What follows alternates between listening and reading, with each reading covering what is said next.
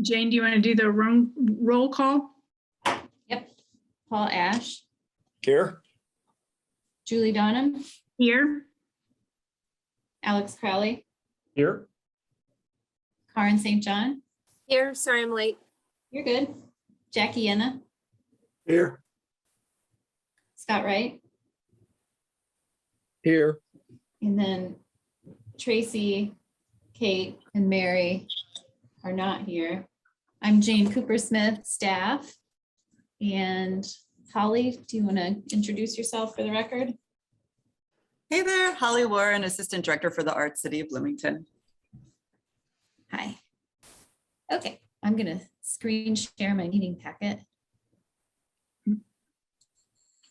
I think we have two sets of minutes to approve at this meeting. The first one, and you had both of them in your packet. The first one is the October 13th minutes. Has everybody had a chance to read through those minutes? Mhm. Any changes? I think, Karen, we made a change early on, so. And I got that into the final packet. Okay, And then there, Paul had spotted an error too, and I corrected that. okay. Any other changes to the minutes then? If not, can I have a motion to approve the minutes from October 13th? Motion to approve the minutes from October 13th. And a second? Second. Jane, you want to do the roll call? Yep, Paul, Yes. Julie Donham, Yes. Alex Crowley, Yes. Karen St. John, Yes, Jackie Enna, Yes. and Scott Wright. Yes. Okay, great.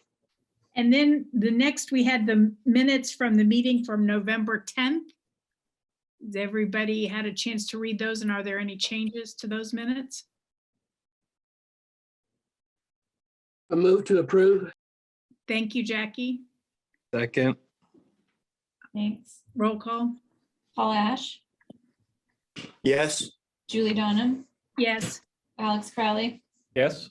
Karen St. John, yes, Jackie Enna, Yes, and Scott Wright. Yes. Okay, great. All right. Jane, I'll turn it over to you. Thanks. So we have for financial reports, forgive me, you might get seasick looking at me scroll, but I'm almost there. Financial reports, we have October and November to approve. What happened to my packet? Hang on a second. Oh, geez. My packet didn't download all the way. So for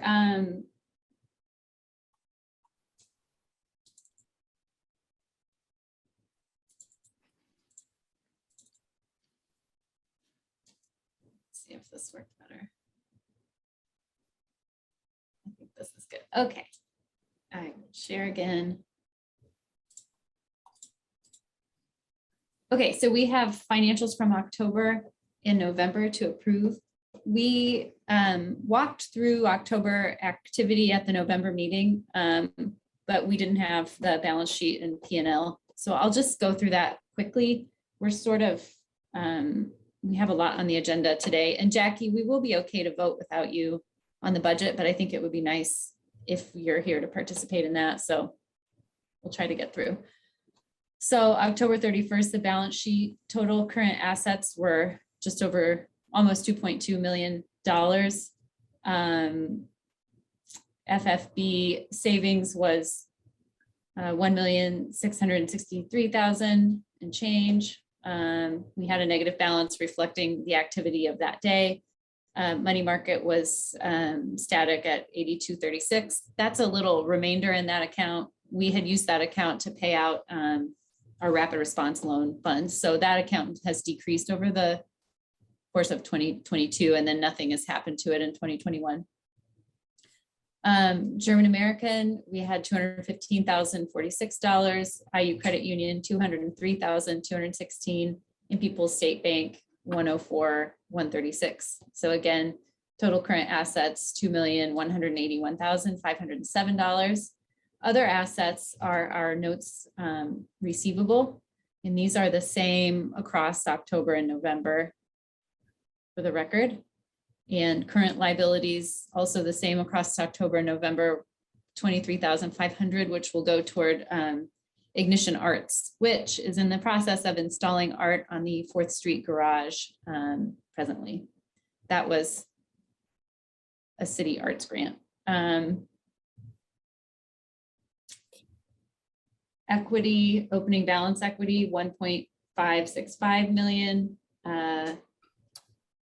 Net income, 116,577. Unrestricted net assets, 789,759. So total liabilities and equity, 2,494,855. Shall I keep rolling, or does anyone want to pause for questions? This October seemed pretty straightforward.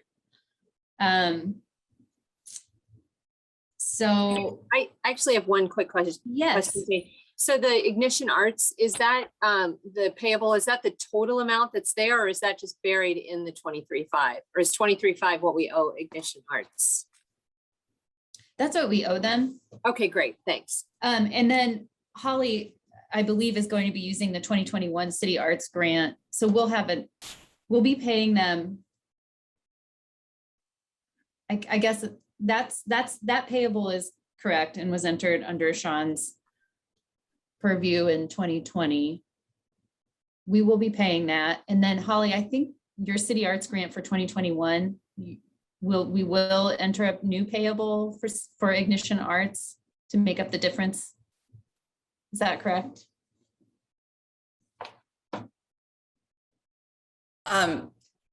Yes, so I want to confirm, so there's a difference between, so this, I believe these funds were actually allocated for Ignition Arts work, not on the 4th Street garage, but on the Trades Gateway sculpture, just because our initial, the proposal for the Trades Gateway sculpture was way over budget. So my understanding is that 23.5 was actually going Okay. to Trades Gateway and not 4th Street Art. And new spoke in the, or new wedge in the spokes on that. Unfortunately, Ignition Arts asked to terminate their contract as fabricator Okay. on the Trades Gateway sculpture. So we are in the process of formally terminating that contract. No funds were allocated to them for this work, so we're not losing money on this. But what it means, as we are going to be back at the table to find a new fabricator, we can't start that process until we finish this. Like, there has to be a formal letter that goes out to Ignition Arts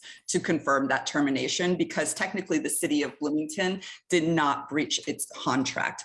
Once we finalize that, we're going to go back to the table to find a new fabricator. I'm confident we're going to be able to do this. I think we have a list of great candidates on the roster for that. I think it's just about finding the one whose vibe and spirit melds better with the artist. And so that payment of 23.5 will go towards the new fabricator. And as we are getting further along in that process of selecting the fabricator, I think we're probably going to have to renegotiate budgets for this, unfortunately. I can keep you all posted as that new work begins to happen. Okay, so Yeah. for the budget or the financials conversation right now, in summary, Ignition Arts will not be the fabricator for that project. Correct. This amount will remain as a payable, but it will go to someone else. To a new fabricator that we vet. That's correct. Okay, board, do you have So any you'll end up taking it off. You'll have to back it out, because on the termination, you have to back out the accounts payable. You'll just record a new accounts payable to a new person. So Okay. yeah, for whatever that amount is. Okay, thanks. Okay, thank you. Yeah, good question. Okay, thanks. So for the October P&L, if you're looking at October by itself, there's not a lot of activity. We've got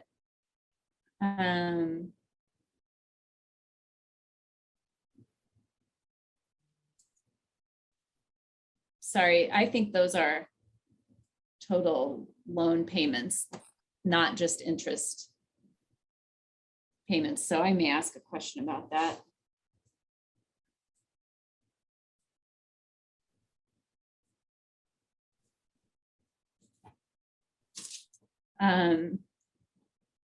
Expense, we had a payment go out to the place on Maple, it's like Maple and 12th Street. I'm forgetting the name of the grant. It's the wood shop that the community organization is refurbishing. Paul's nodding his head. That payment went out.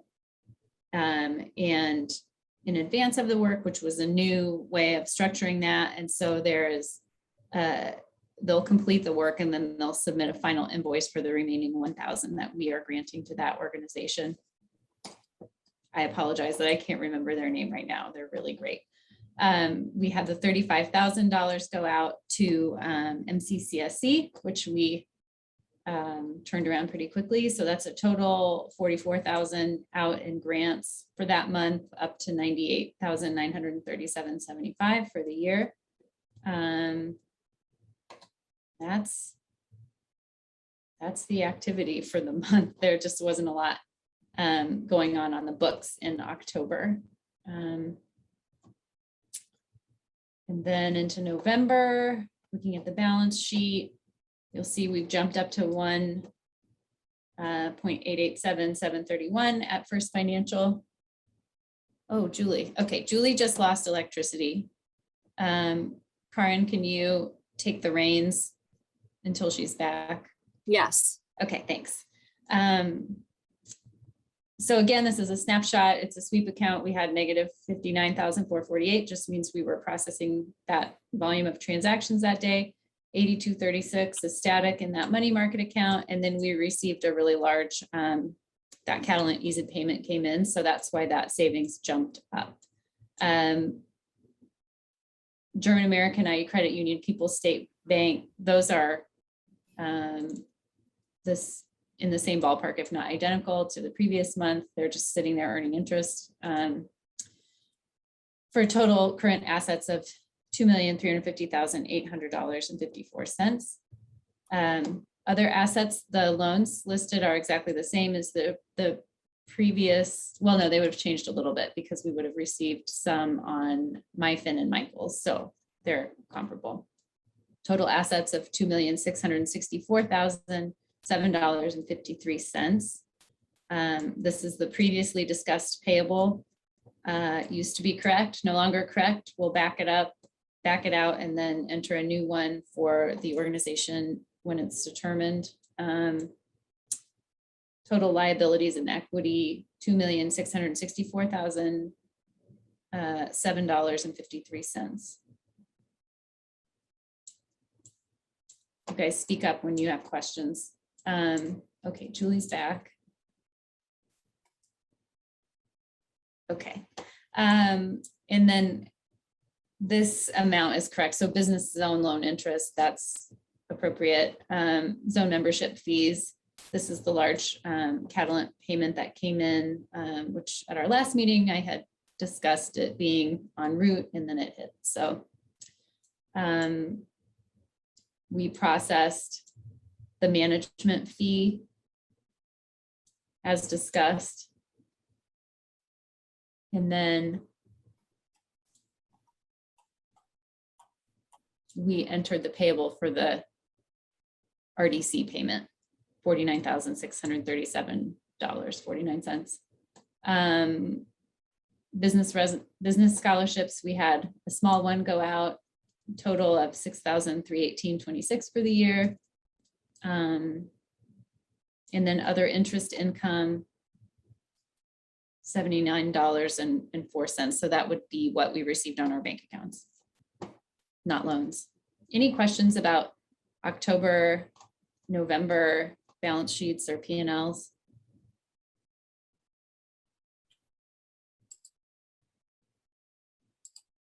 So not a high volume of transactions, but kind of a significant one and receiving that Catalent payment. Okay, I'll keep plugging away with your permission.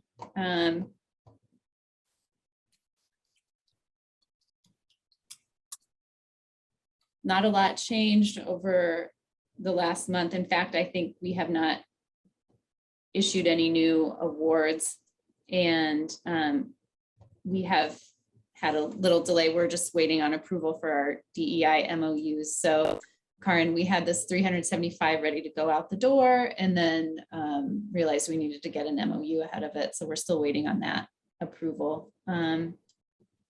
Yeah, otherwise this is just kind of sitting pretty. Any questions?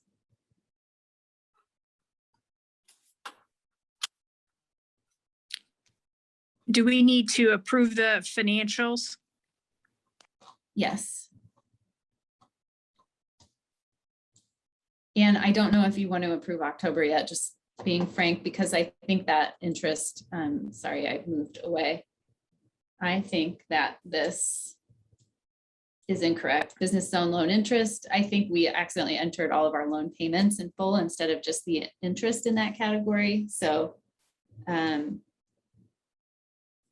I think you should just approve November. Vote to approve November. And then are you gonna make changes to October and it'll come back, or? Yeah, that seems correct to me. The correct way forward. I don't think we can approve November because November is based on. I don't, You Ah, can't, okay. yeah, they're not, they Yeah. are tied, so. Yes, understood. Okay, well, I apologize for not having caught that ahead, and I will bring those back. so Jane, are you talking about that for, my electricity went out, so I'm looking I'm at so this on my, sorry. I'm on my phone, but are you talking about that 4/12/14? Yeah.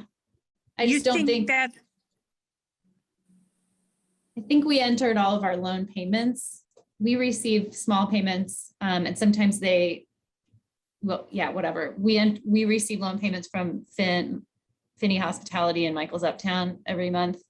And I think we entered the entire loan payments in that category. Because if you go up to November, the interest is $22.25. okay, And I think that's a more appropriate amount. okay, all right. Actually, I'm sorry. I'm waffling. We received the Topologos loan payment and interest payments. So I think that's correct in hindsight. That includes the Topologos payoff. So I think I just muddied the waters, and And it's we- up to you. October, we did receive that in October, didn't we? Yeah. So that's what that is. I was just caught off guard because they're different, significantly different payments, but that's why, we had that payoff. So So I Jane, think is you that can when approve them. say- Yeah. When you say it's Topologos, you believe that that's sort of the accrued interest that had been Yes. unpaid, and therefore it's a lump sum? Yep. Okay, They had several years of unpaid principal and interest. But that would just reflect the interest, it should just reflect the interest Yeah. number. Yeah, which it looks like it does correctly. so it feels like maybe the way to proceed here is to approve these in November, but if, Jane does a little bit more research and figures out that there's a problem, we come back and we revise that. Is that? Yeah. or- I think we need to approve October 1st and then November, but because I don't think we can approve November if October's not right. It But yeah. sounds like the error wasn't on the statement, though. It's just Jane looked at that and thought, oh my gosh, that can't be right. Our business loan interest is generally $20, but Yeah. explained it actually is correct. It should be that high because we got in a huge loan that had been unpaid for a long amount of time. Yes. And so it sounds like, in my opinion, the error was just in Jane's reporting of it, which is not a Yes. big deal for me. And Yeah. I would be prepared to approve October and November as presented. I am too. Okay. Thanks, guys. So is there a motion to approve October and November financials? I will motion to approve October 2021 and November 2021 as presented. I can do that separately if we need two separate votes. I'll second it. Okay, Jane, you want to do the roll call? Yes. Paul Ash, Yes. Julie Donham, Yes. Alex Crowley, Yes. Karen St. John, Yes, Jackie Enna, Yes, and Scott Wright. Yes. Thank you. I think this is just a result of my trying to go too quickly. So thanks for your patience. And then for the director's report, I don't have a ton to share. I'm just working on year-end activity. We'll talk about the DEI anti-racism grant and unfinished business. So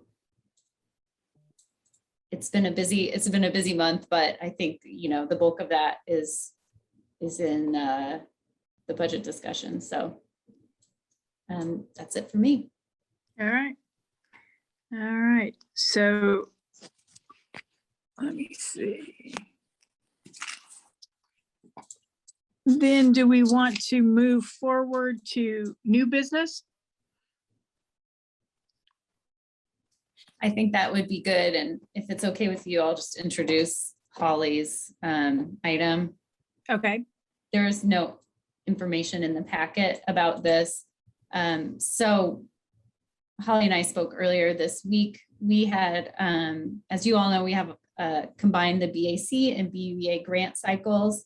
And Holly's been here 3 months. She just led her first round of the grant review and approval process. And Holly, I guess I'll just turn it over to you. She's going to tell us how that went and then make a request of the board. Well, thanks. So unfortunately, I have to be bad news bears today. I'm so sorry. We, as you know, we had significantly more funds to allocate for BAC grants this year. We had a total of 100,000 just for the fall cycle. That's in addition to a 40K we did for our spring cycle. So basically what this meant is— Sorry, you said BAC, so you had 100 total. Correct. So we had for the BAC for the fall cycle, that's the BAC and the BUEA, we had a combined total of 60,000. So that was recover forward funds from the city in the amount of 60,000, in addition to the 40,000 from the BUEA. Okay. So unfortunately, the grant application pool for the fall cycle was very low. And I think that was for 3 primary reasons. Number one, many of our common applicants for these funds just have not spent the money from the past 2 grant cycles. Their work is in live performance. They have not been able to do live performance. So in fact, what I'm doing now is working with a lot of these entities who usually request these funds more frequently, is to extend their current grant deadlines so they can use funds they've already received in previous grant cycles to be able to carry out their work later in the year 2022.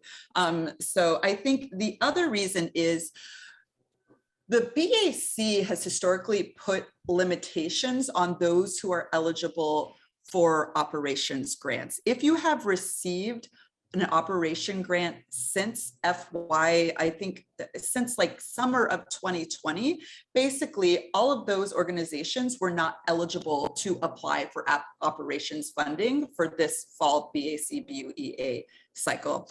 Also, I think the BAC could do a much better job marketing the grants and getting the word out about the grants.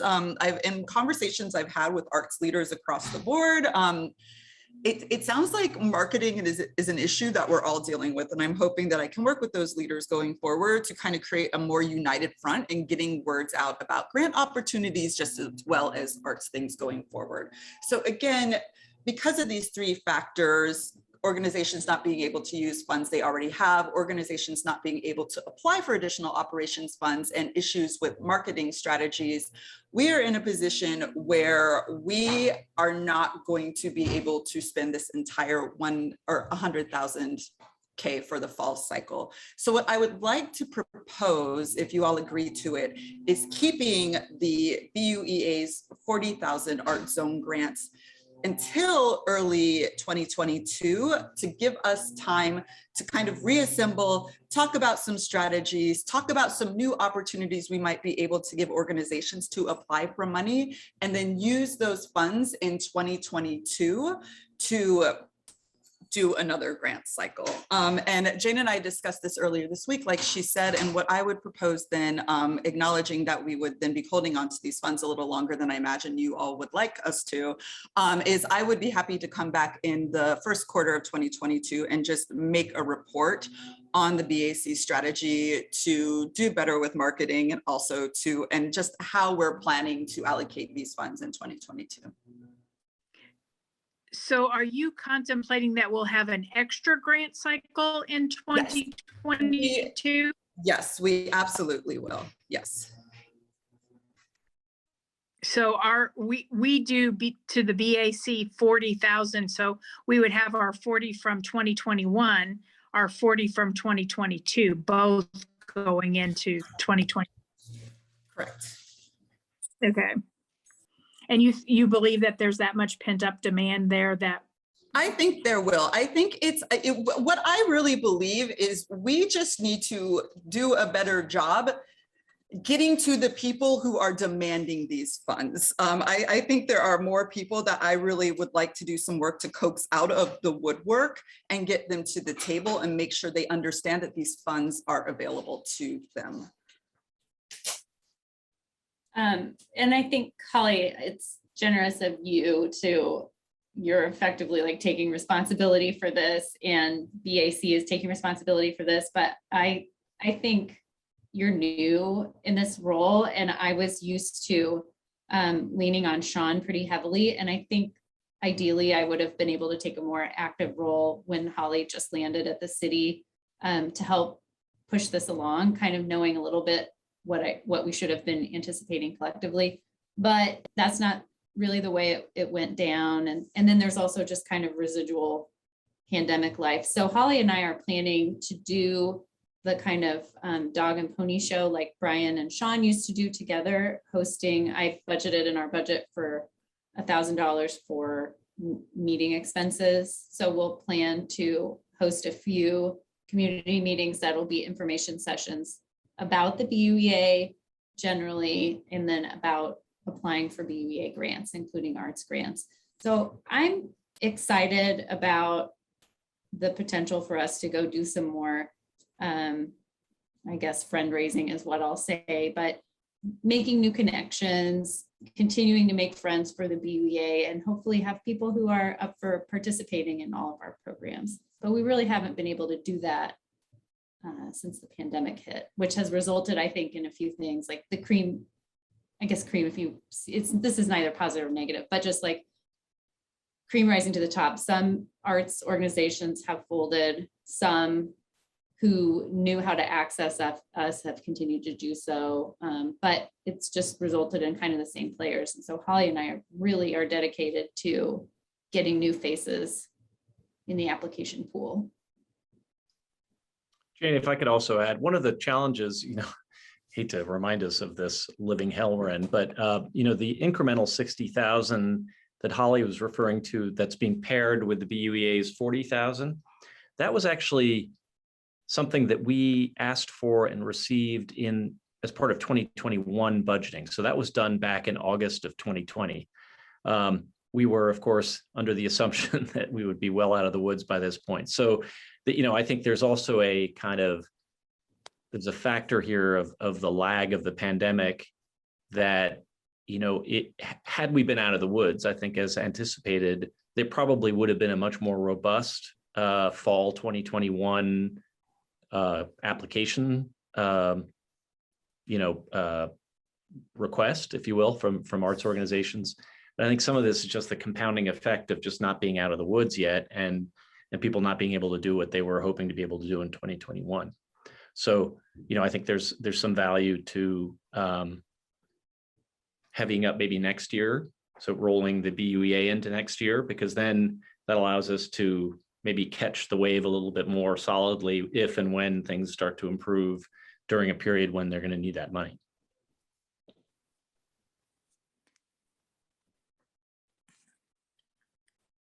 So Jackie, you're at 1234.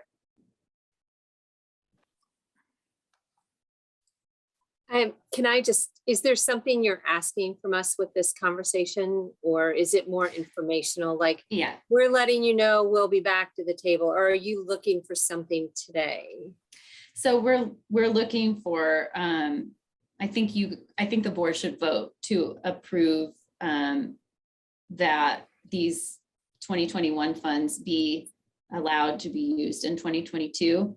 So that's basically kicking the can down the road a little bit. And then just as a reminder, when there's a new grant cycle, Holly will come to the board with a proposal for how, like, for the allocation of the funds. So if you remember, the way Sean used to do that was just to present us a spreadsheet, a summary of the projects, and then an indication of the basic timing of those projects.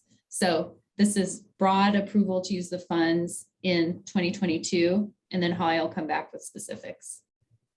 So I guess for me, while I completely understand the conversation around pent-up demand, and certainly art support is a major pillar of the BUEA, it really feels like a budget conversation, because we would be, I mean, technically, we would be adding this to the 2022 budget, because we would just up the budget amount for 2022 for that line, because the fact that it's on last year's budget and we didn't use it, the budget just like washes itself clean and starts over again in 2022. So we could vote in our next line item in the agenda to increase the arts line from 40 to 80 or whatever. Because at the end of the day, if we haven't spent the cash, it's on our budget, it goes as unfunded, and we move on from there and start over next year. I don't know, Julie, how you view that. Yeah, I think so too, because at the end of the year, bye Jackie, thank you for everything. I think at the end of the year, it just zeroes out and we start all over again, because we don't carry money over from 1 year to 1 year. We'd have a mess trying to keep track of all of that. So I definitely appreciate So that from a bookkeeping perspective. So, okay. yeah, no, I think so. I guess the question is, and I don't really have an issue with it, but we probably maybe just need to increase that line item for our budget for next year. And I don't think we can do that till we have then it's not the next thing on the agenda is the budget approval. Yeah. Yeah, so I think this, like, in my opinion, concludes with Holly's presentation, which is great and super informative, and so glad you're here, by the way, to do this. And then we would move into that budget conversation and talk about increasing that in light of whatever else we need to talk about with the budget. Yeah, Works for me. Okay, thank you. So Julie, I'm sorry, I Yeah. keep cutting you off. no, that's fine. I think thank you, Holly, for the information, and I think let's move on, maybe Jane, to the next item. So Great. I'm beginning a screen share again of the packet. I included a brief memo to you all, just sort of describing what the budget looks like. It's basically the same as what we looked at last time. Of course, we've just had a conversation about increasing the arts line. And then at our last meeting, you had requested information with 5-year projections. There's a previous set of projections that predate me that were using calculations to guess, what EASIDs may be added and what may roll off. Those were fictional in my opinion, so I stepped away from using those.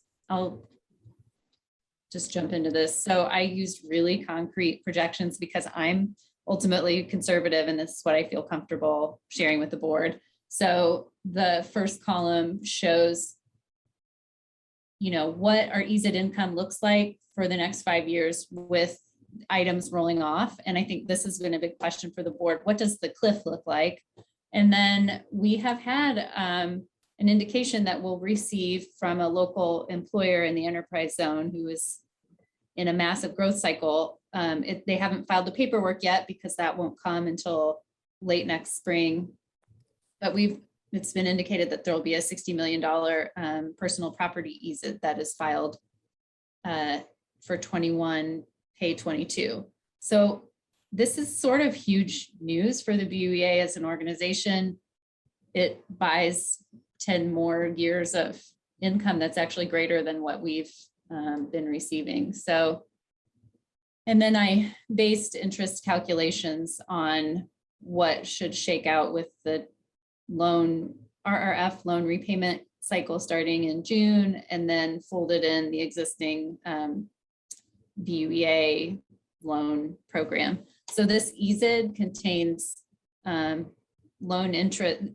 There's a loan interest program, EZID program, and then there's what the BUEA receives as interest payments and interest income from our bank accounts. So this is the EZID loan, includes EZID loan interest, and then this is our standalone, all the interest that we receive on average. So we wanted to know what our income would look like in the context of our budget. Sorry, this is small, so I'll try to zoom in. So we're proposing total expenditures for 2022 of $291,710. And then according to these very rudimentary, but I think reliable calculations, we would have $512,441.48 of income next year with the approval of this new EZID. Without it, we would be operating at a loss of around 30,000. And then with it, of course, we would have a significant increase. Yeah, I think in we just revenue. need to be aware of what our income sources are going forward. But, Yeah. you know, obviously that would be a big influx to us. So obviously give us more money to spend over time. So, Yeah. but we're roughly about break even based on 2022. Yeah. So I think When you say break even, Julie, you mean- what we're spending and what we're bringing in. That's what I was looking at. The numbers are small for me, so I may be looking at a number wrong. so you're comparing the 263 of projected EZID income and interest with the 291. Yeah, And then if we were to increase the arts grants to another 40, right. that's Yeah. where this now comes to play. So instead of being, let's assume that the 248 doesn't happen. And so we're almost break even. So we'd be 30,000 in the red. But if we Right. increase those arts grants, we'll be 70,000 in the red. Right. Right. I guess, and that does make a difference. However, we do have cash to make up that difference. Right. Right. So, you know, we can't do it every year, but maybe we do it one year. Mhm. I would just add that I think this is where the context of the arts funding is a little whatever. It depends on how you look at it. And these are funds that were budgeted for this year that we didn't spend. So even though we need to account for them in the annual budget, I think that is a appropriate recommendation, Karen, that those funds are effectively derived from unused allocations in 2021. So we didn't see the expenditure this year, so we're going to realize it next year instead. Yeah, I agree with you, but at the end of the day, it's just a cash question, right? And so, again, it's like we said we would spend it and we didn't spend it. So we would like to spend it, but, you know,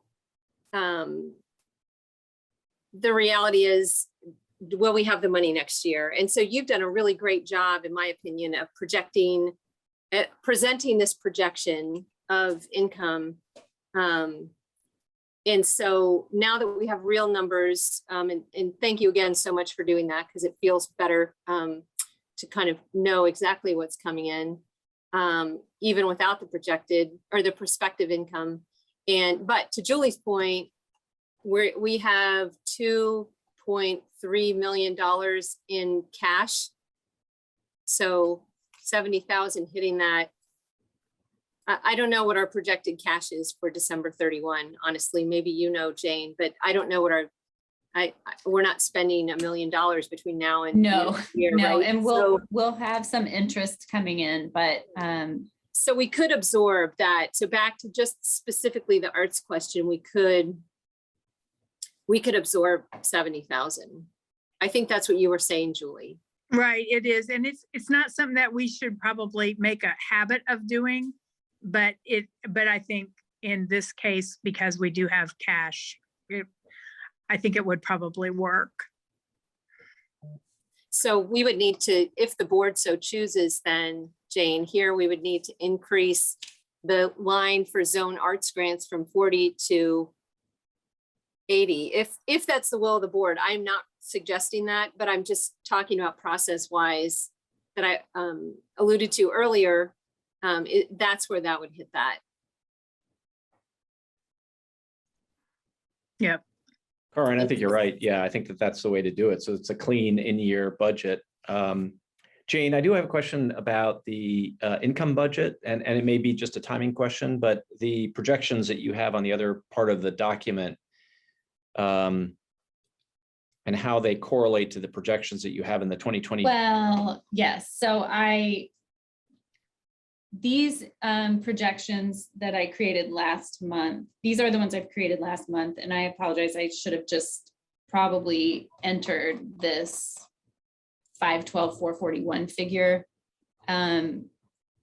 This projection of EZIT income was based on what I was anticipating it's the extant EZITs plus what I anticipated the new EZIT to be, but at that time, I wasn't sure what the dollar figure was.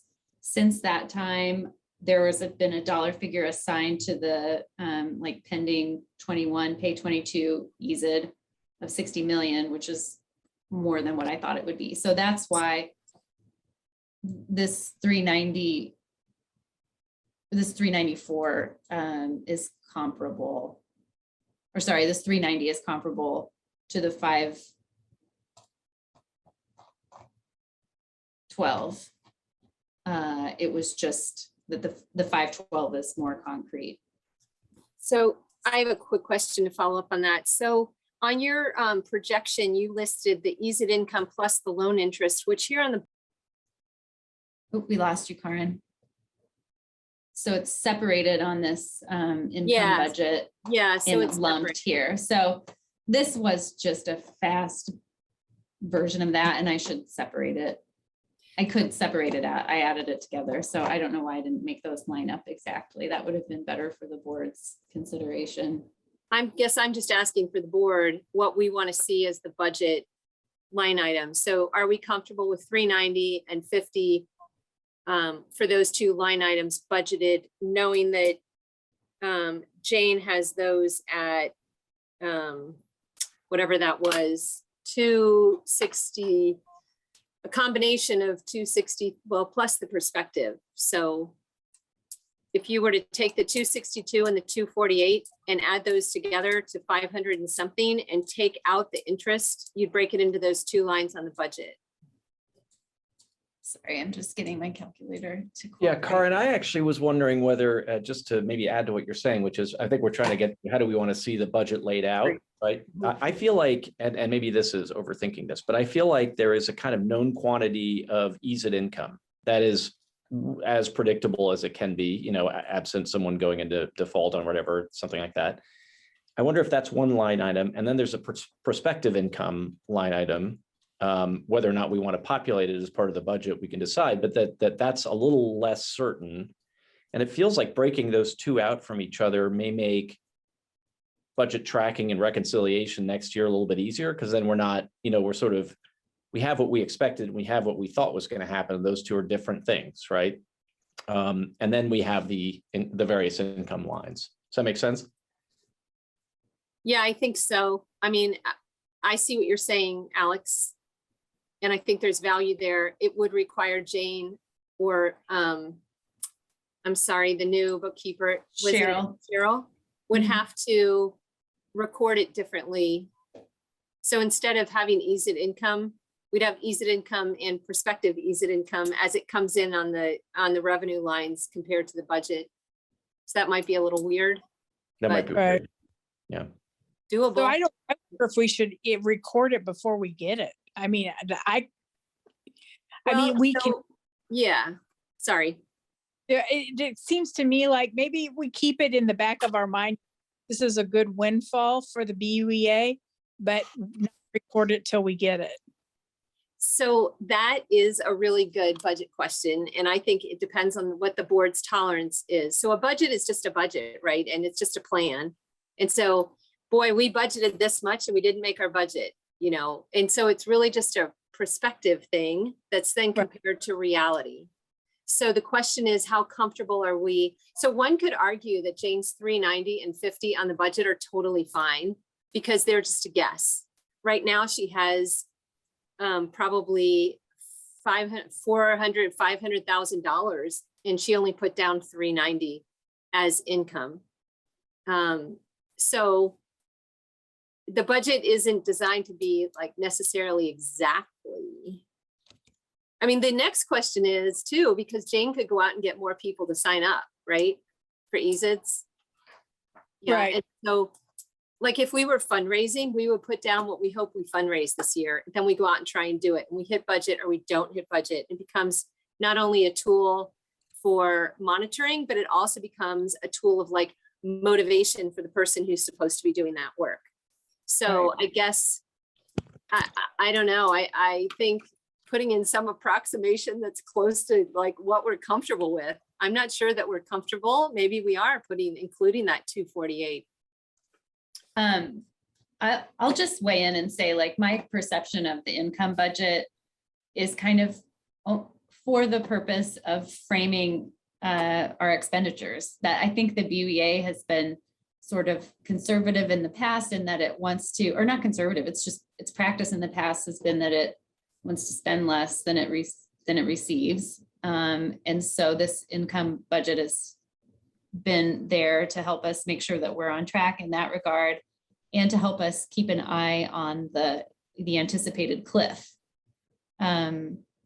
So for that reason, I'll just say it would be really easy to separate the EZIDs into EZIDs we have and target EZIDs or prospective EZIDs. That would not be a big deal if that's helpful to the board. Conversely, I think this is a slightly more conservative version of this this revenue projection. So out there, I'm mixing up revenue project. Everything's driving Alex crazy about this right now, I'm sure of it. But I think you're right, Jane. I think you have 440 between the two lines, the 390 and the 50, 440. And your other one is at 512 by the time you can sort out the lines. But I guess the question is, are we comfortable budgeting 440 or 512? Or are we comfortable only budgeting what we absolutely know we're going to get, which is that 262 plus $1,500 in interest? And to your point, I guess another question is, in terms of having enough there to pass a budget to cover our expenses, if we've been conservative, I mean, we have cash. So at the end of the day, if we're talking about that, then we would run a deficit budget because we're going to spend out of our cash. We're going to spend down our cash, but we can't if that's the case. But the revenue really is a true budget. It's not just to cover the expenses. It's like, what do we think the revenue will be?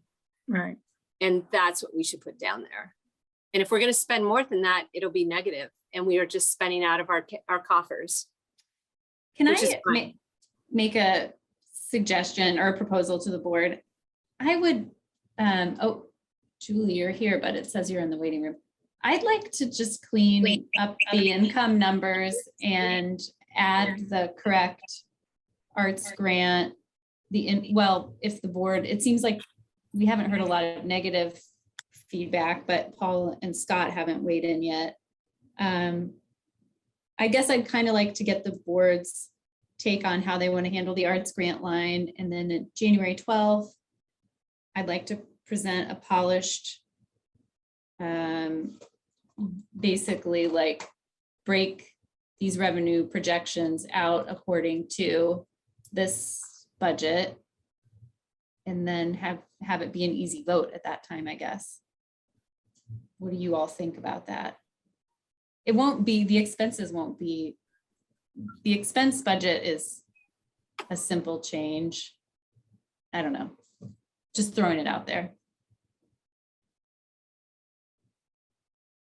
I guess I'm okay with that. I don't know what other people think. My question though, still for the board is what do we want Jane to base the revenue on? Do we want her to bring back a budget on 262, which is like what we know we're getting? Or do we want her to bring back a budget for this, what we know we were getting and what the full amount of what we hope to get? Or something in between those two numbers?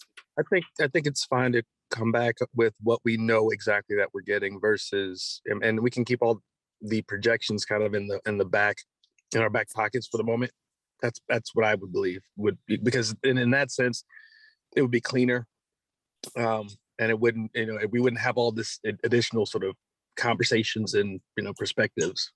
So I would prefer just what we know. And that And- obviously is the most conservative way of looking at it. So, I mean, and we're going to know sometime during 2022. I think I would agree with that too. And I wouldn't get picky, whichever way you want to go. When I've got money in the bank, if I spend a little bit of it, I don't worry about it. I just try to, save it back up later on. Okay, I think I would support that too. And so Jane, what that would mean then is you're gonna put in everything except that one that you hope we get.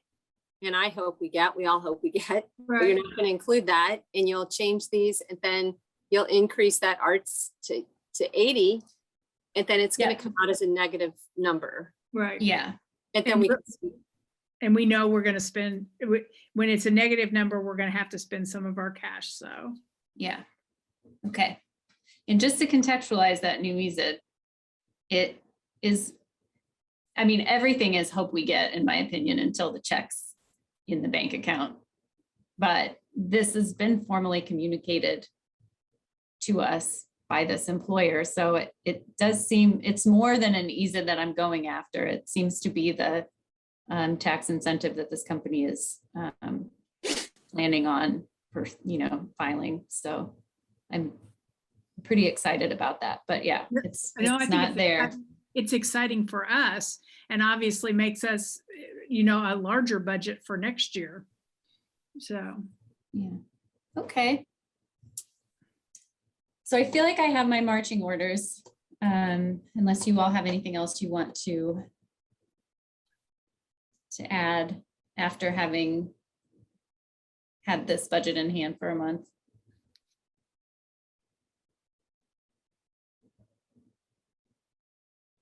I just think thanks for hanging in there with us on Yeah, this. really. It's like a really good education process for the board to go through. So Yeah, these things usually are. So thank you, Jane, because that's a lot of work. And to no Cheryl. problem. Yeah. Happy to do it. Okay, great. Well, Unfinished business. right. Yeah, I just wanted to provide a quick update on the anti-racism training grant program. You'll all recall we've had a significant amount of interest from businesses who are interested in pursuing training. That's been going well, I think, other than the Karen, or I guess I'm mentioning you because your company has applied for this, but we just had a slight delay in getting the MOUs out, and I think those are complete now, so that'll be fast and it should be easy.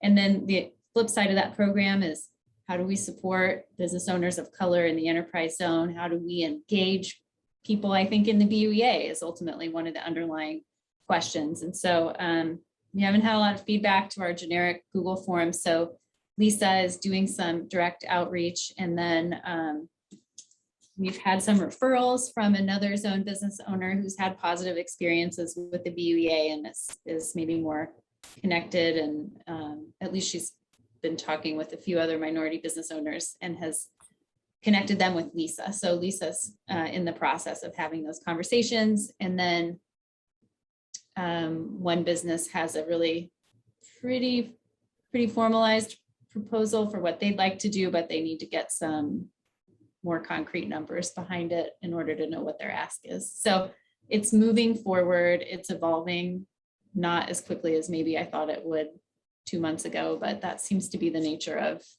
government work. So I'm happy to take questions on that if anyone has them. So that's kind of on hold for a little bit longer. Yeah, I guess just formalizing the BUEA structure for how we'll support business owners of color. Yeah, that I'd say. I'm planning to have a proposal in January. And then the other standing item is board vacancy. I keep promising some kind of update, don't have it, but felt like it needed to stay in place on the agenda. Yeah. All right.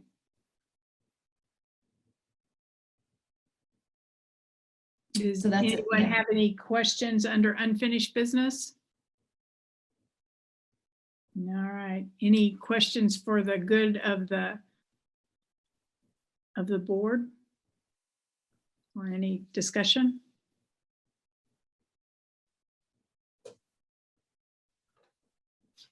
Happy holidays. Yeah, happy holidays to everybody. So Yeah, and I just thank you, Jane, for your work over the last year for the BUEA and all the changes, most of them unexpected, that have occurred. And you've just really stuck with it with an impressively positive attitude and drive. So thank you. I really appreciate it. Well, I've flipped the thanks back to you guys. I feel like I have a supportive board, which is really nice. I also feel like I've had to shift my expectations for what I can get done. I think I took this job 2 years ago almost, and this is the same faulty thinking I had at one of my businesses, where my partner and I could see where some of the issues were, and therefore we thought it would be really easy to fix them, but everything's more complicated than it seems from the outside. change is slow.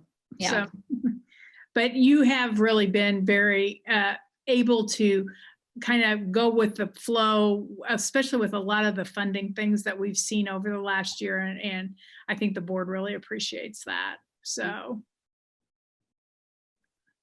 Yeah. Thanks, guys. All your work. So. Well, All right. If there's nothing else, it looks like our next meeting, can you believe it? January 12th of 2022 will be next year. So anyway, if there's nothing else, I'll take a motion to adjourn and wish you all Merry Christmas. I will second I guess I'll motion to adjourn Yep. and wish you all also a happy holiday to everyone. A second. Happy holidays. Bye. All Thanks, right. everyone. Thank you. Have a good holiday, everybody. You too. Bye-bye, everybody.